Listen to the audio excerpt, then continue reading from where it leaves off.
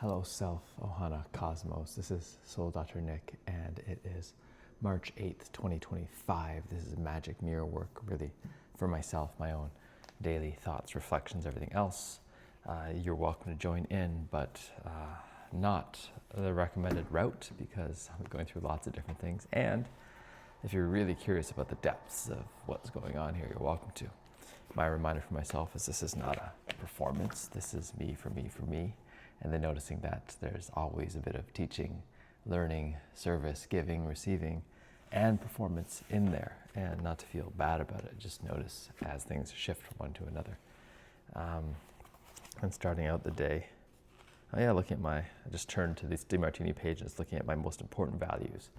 And just reminding myself my values come from my voids. So my most important value of my own map of consciousness, spirituality. The second one is being with family, especially biological family, and then Ohana, the greater soul family. And then the business, Ohana Sage and Ohana Breath, founding it with Marika and Matthew, and having support from Vedran and Joni and others, and Elizabeth and others. And then financial is creating financial wealth, actually making this a value and stepping into it, because that will enhance all the other things aside from itself. And looking at the voids that led to that, growing up with religion and not really getting that connection with God has me now wanting really to deepen that connection with God, to feeling in my body, to feeling in this experience of life.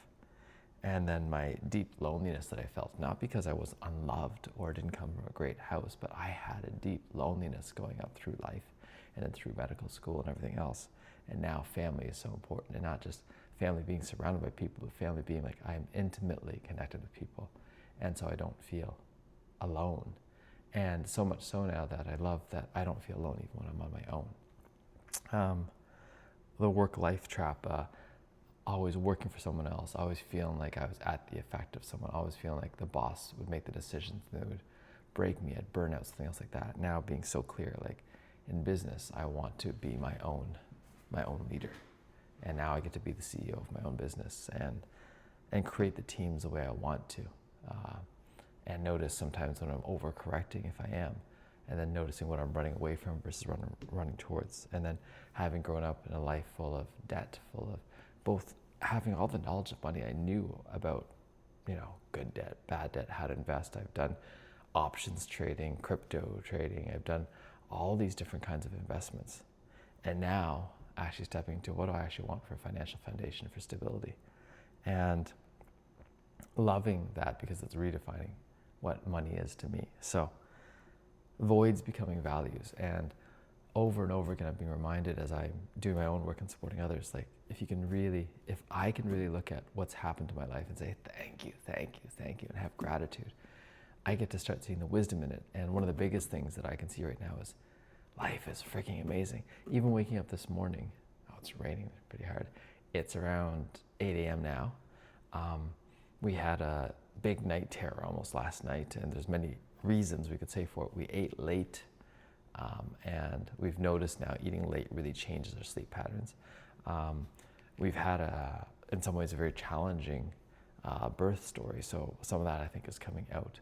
And as well, it's just a lesson for me, like what gets stored in the body. And I was noticing for myself, my story is, how am I not responding, listening to my son? And sometimes I'm wanting to control him because of the ease for me. And control looks like very certain ways, very much like, okay, I'm gonna do this.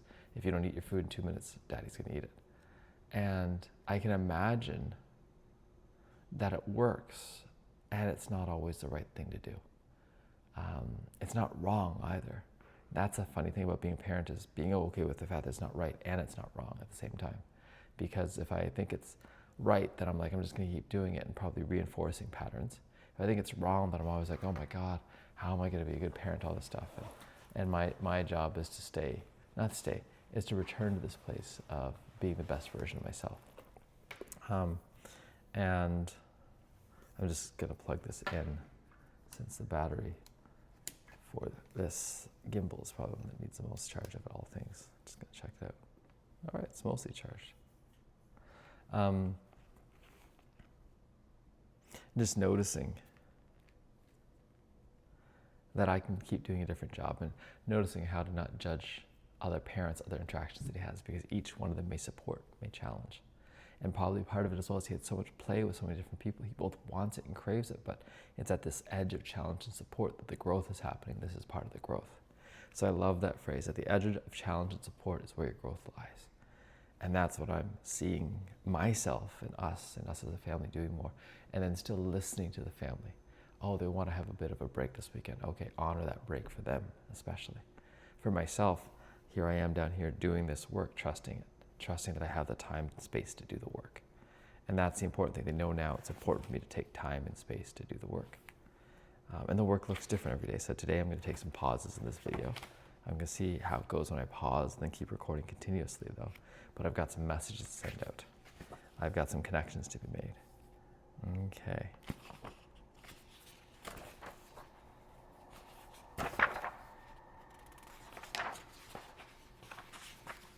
I'm just looking for the page that I know to be there. Reminding myself of the manifestation formula, purpose and thought and vision and affirmation, words of power and feeling and writing in space and time, persistent action and energy on matter, and thankfulness and deserve equals manifestation. And this, as I look through this Demartini method and all that's here, I recognize there's such a spiritual component to it. And that's the difference, noticing the spiritual component with the mental component. And part of it is reflecting on the people, 7 areas of life, top 3 individuals I presently look up to, admire, write their names, and then taking a look at their traits, actions and actions, both the ones where is it?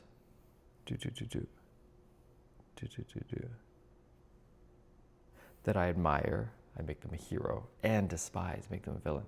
And one of the things I can remember is both Elon Musk and Steve Jobs, totally, like they have this reality distortion field kind of thing. That's the word that they use for Steve Jobs, like, okay, but also that he was relentless in working people to the bone is what the story is. And I imagine what they're both really good at when I actually take a look at it is they're helping to guide people in their own way to the edge of challenge and support, like over and over again. And maybe it's almost excessive challenge because that's who they are and so driven. And everyone in some way who I've seen work with them, aside from having been burnt out, are like, we appreciate having been pushed so far, but how long they could be with them depends. Some of them are still with them. Many of them have left after a few years.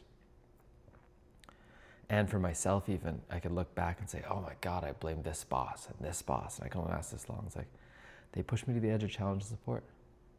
And I may not agree with all the things. They may not have been quote unquote right or perfect. And it was what I needed at that time, especially the quote unquote bosses I had in the spiritual world. It was really good. And some of them, without them trying to push me to the edge of psychosis. It wasn't their intention, I don't believe. And even if it was, it's led me to here, right now. And sometimes I'm like, oh my God, I'm so far behind. And how would I not have been pushed so hard if I can have these thoughts that I'm like, I'm still behind? Like, not the fact that, all right, I almost went psychotic. I'm way ahead of myself because I didn't lose my mind completely. Or I almost died from multiple accidents. Hey, I'm still alive and I've got the access and use of all of my limbs. Like in another reality, I could have had much more serious damage. And so thank you. And so nowadays, even as much as I can, yesterday I was juicing for about an hour and we had people over and coming and going. And I was almost at one point rushing because I wanted to go meet up with them. And then noticing that, and 2 things. 1, I started getting a little bit stiff and it's like, okay, slow down. And then 2, I dropped this bottle of ranch dressing. I opened the door so quickly that bottles had fallen out. They fell out once first. And nothing broke. And it was all fine. Put them back. I thought, okay. And then I did it again. And then one of the bottles broke the cap. And it was just another reminder. This is just like my car accident. The first car accident I had in 2011, I was driving down the Coquihalla, middle of the night, around 10 p.m., coming from Calgary to Vancouver. And there was black ice on the road. And I fishtailed a little bit in my winning blue Mazda 3. I love that car. And then I hit the side a little bit and I had to stop because I knew that something had happened a little bit and the bumper had popped out a little bit. I popped it back in. I was like, I'm tired of this black ice. But instead of saying, you know what, let's spend $100 and stop at the next, motel, hotel, any stop, or just sleep in the car and turn the heat on every now and then. It's like, no, I can push through this. And I kept going. And not even half an hour later is when I hit the patch of black ice. Thought I'd lost control completely. Thought I was like, this is it, let's let go. Hit the side barrier. Thought I'd flipped over. Thought I was dead. And had rolled or something else and ended up upside down on the center median, facing backwards. Luckily, someone had seen my lights waver, a big truck driver the other way, and so it pulled to a stop and come to get me and call for help. And my Bluetooth speaker that I'm using, because we didn't have Bluetooth in the car, a little jam box, Jawbone jam box, had flown out of the car. And so we thought there was another passenger. And this is the car that I'd taken all the stuff I was going to bring down here that was quote unquote valuable and delicate, and everything had broken. And so noticing that, and thank you insurance company for covering it all. So that's the other thing, is like letting go of all the things that I thought are really important. And it was almost, it was like, come on dude, let go of some of this stuff. And it took me years still to let go of this stuff. I feel a little pinch on a left lower rib right now. Not the lowest rib, but probably like the 10th rib. Interesting.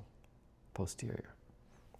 And just being reminded, the universe often gives clues, and these are almost similar clues, so I can see the patterns for myself without making it mean more than it is. It's not like the universe is like, let's give this clue and this clue. And perhaps it is. Maybe it's this holographic universe. And this is for me to notice these are how the clues unfold for me. And it doesn't mean that's the case for everyone. And also not to take a look at it as good or bad when I get it right or wrong, because sometimes I may act preemptively for no reason. And what I say is no reason, but it's a practice. It's a practice to trust. I don't know the outcome, especially for these kinds of events. And I know the pattern, and a lot more of my pattern is how do I take the time to pause when it's important. Even right now, it's like going to go right into work mode. I was like, pause for a bit. Have a little bit of magic mirror work first. Reflect. Because it was a really big week in many ways. There's so many moves, so many shifts. Let's reflect on the week. Let's plan on the week ahead. And let's do the little things. Do the big things that are important. Do the action steps that are important. So part of me wants to keep doing more of this talking, which is probably a reminder to do a couple action steps. A lot of love. I'm going to pause this for now.